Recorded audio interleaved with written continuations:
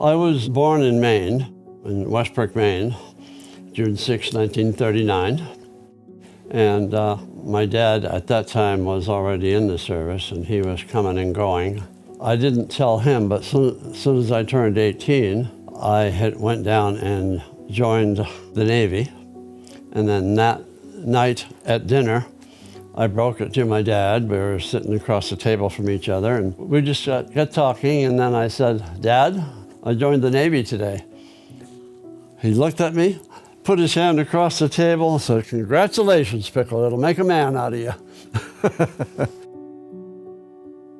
So I was on the USS Providence CLG-6, which was a guided missile cruiser, and we ran into a hurricane at sea. Waves 40, 50 feet high. Ships were taking lists that out several times, almost didn't come back to. That was just no picnic at all.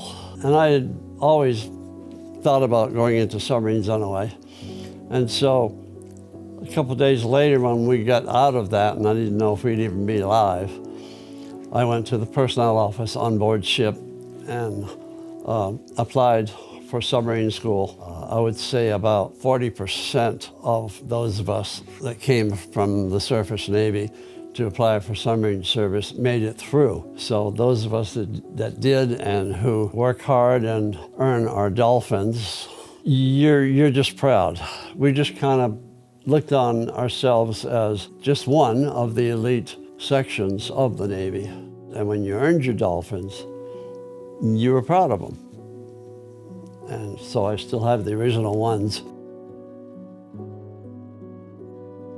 We used to go on patrols during the Cold War, which was very hot to us, but we were expendable. So we would leave Pearl Harbor and we would go on these patrols. We had gone into the actual harbor of one of the Soviet Union's harbors that their submarines came in and out of. We had a closed circuit television set up in the control room, and we could actually see the faces of the men walking around on the decks of their destroyers and subs as they came in and out. Everything was dead silent. And we knew they knew that we were there somewhere because we always were. One morning, we were slowly rising to where the periscope could just peek out of the water.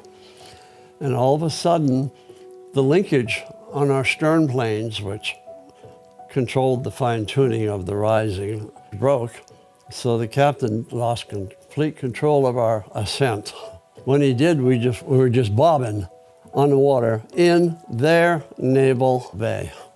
They should have had us because they always knew we were trying to get in. The captain just crashed over and we headed for the open sea to get past the 12-mile limit. 45 minutes later, we were still holding on to stuff and just froze, waiting. And then finally the captain said, "We're past the 12-mile limit now. I think we made it." And that was a feeling where you knew life could be short. There was long patrols, but there was always a flavor of adventure in it.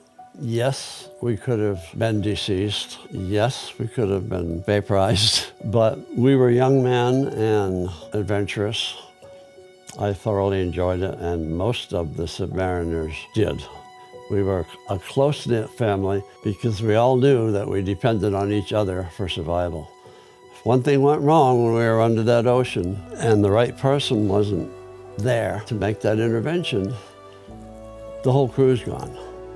That's why we liked submarines. I think one of the reasons more than almost anything is the family type atmosphere, and we all became really good friends.